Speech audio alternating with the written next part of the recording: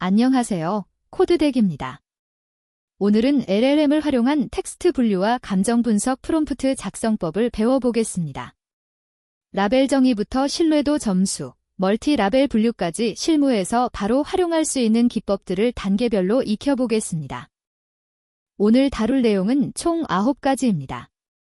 먼저 라벨 정의의 중요성을 알아보고 예제를 통해 분류 정확도를 높이는 방법을 배웁니다. 이어서 애매한 케이스 처리 전략, NUTRL 라벨 활용법, 신뢰도 점수 요청하기를 살펴봅니다. 그리고 멀티 라벨 분류 구현, 감정 분석 시스템 설계, 복합 감정 처리 기법, 마지막으로 실무 적용 베스트 프랙티스까지 함께 알아보겠습니다. 먼저 라벨 정의가 왜 필요한지 알아볼까요? LLM에게 분류 작업을 시킬 때 명확한 라벨 정의 없이 단순히 긍정인지 부정인지 판단해줘라고 요청하면 결과가 들쭉날쭉합니다. 예를 들어 배송이 늦었지만 제품은 좋아요라는 리뷰를 어떨 때는 긍정으로, 어떨 때는 부정으로 분류하는 거죠. 일관성 있는 분류 결과를 얻으려면 개발자의 의도를 정확히 전달해야 하고, 특히 경계선 케이스를 명확히 정의해야 합니다.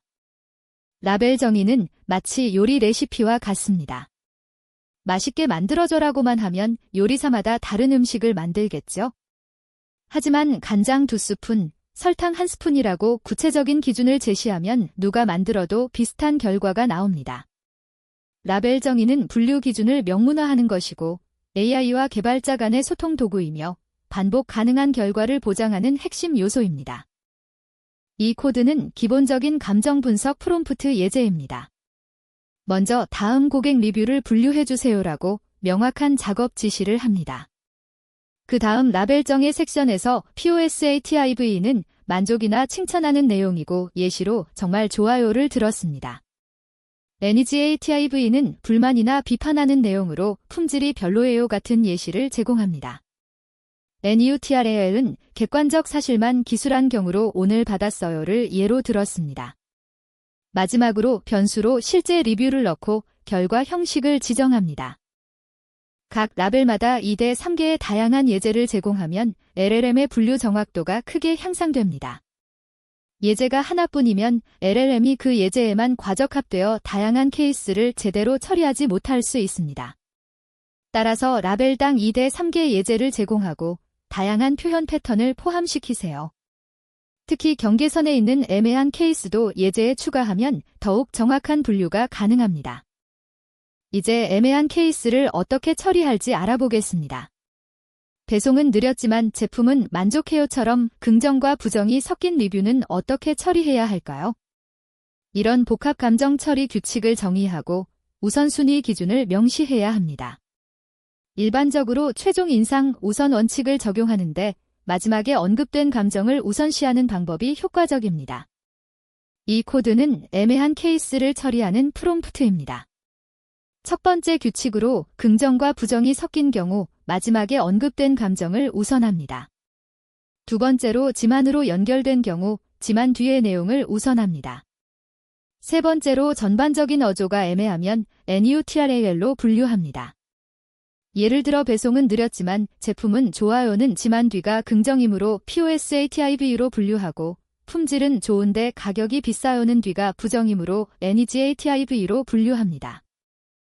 판단이 어려운 경우를 위해 NUTRL 라벨을 적극 활용하세요.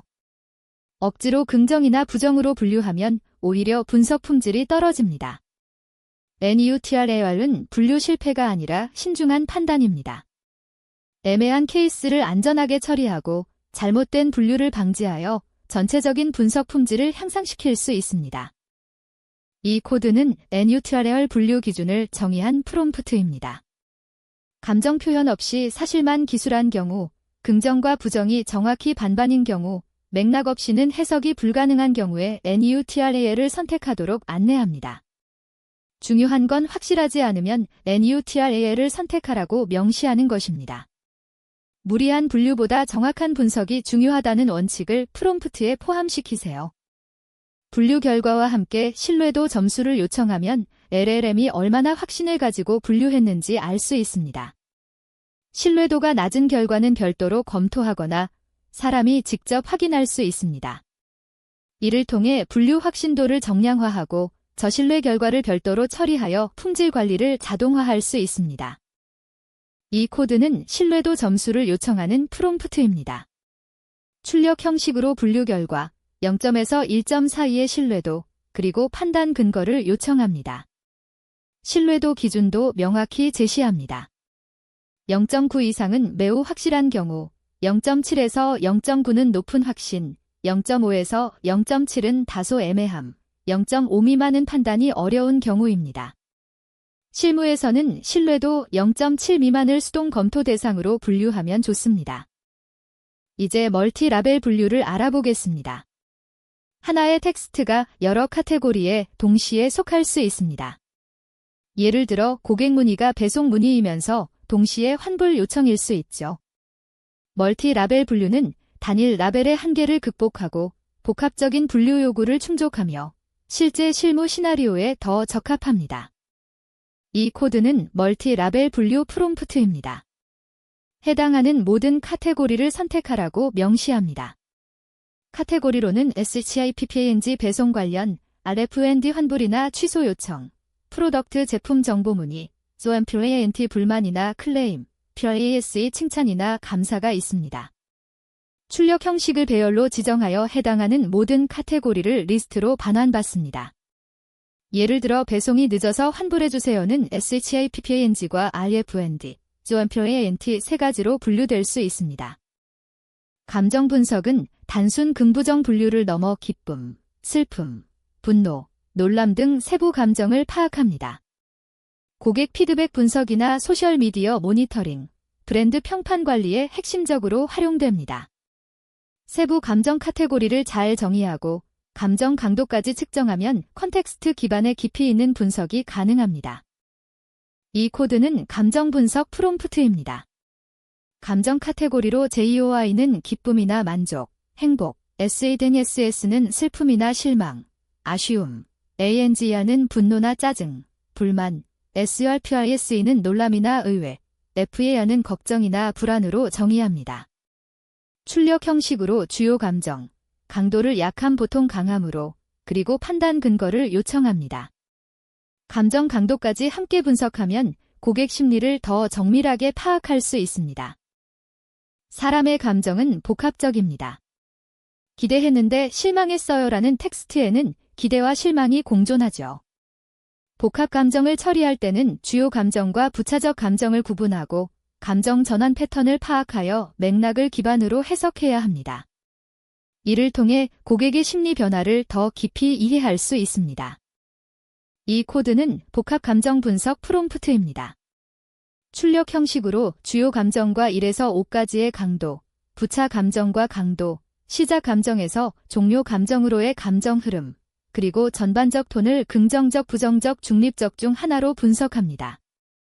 예를 들어 기대했는데 실망했어요는 주요 감정이 실망 강도 4, 부차 감정이 기대 강도 3, 감정 흐름은 기대에서 실망으로 전반적 톤은 부정적으로 분석될 수 있습니다. 실무에서 분류 시스템을 운영할 때는 정기적으로 분류 결과를 샘플링하여 정확도를 검증하세요. 처음 설정한 라벨 정의가 완벽할 수 없기 때문입니다. 새로운 유형의 데이터가 들어오면 라벨 정의와 예제를 업데이트해야 합니다. 또한 에지 케이스를 수집하고 지속적으로 반영하는 것이 중요합니다. 분류 시스템의 품질을 유지하려면 혼동 행렬을 만들어 분석하세요. 어떤 라벨 간의 오분류가 자주 발생하는지 패턴을 파악하고 오분류가 잦은 케이스는 라벨 정의를 더 명확히 해야 합니다.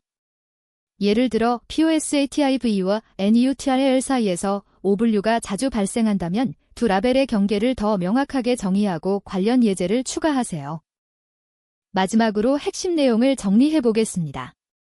LLM 분류의 핵심은 세 가지입니다. 첫째, 명확한 라벨 정의가 기본입니다. 둘째, 충분한 예제로 정확도를 향상시킵니다.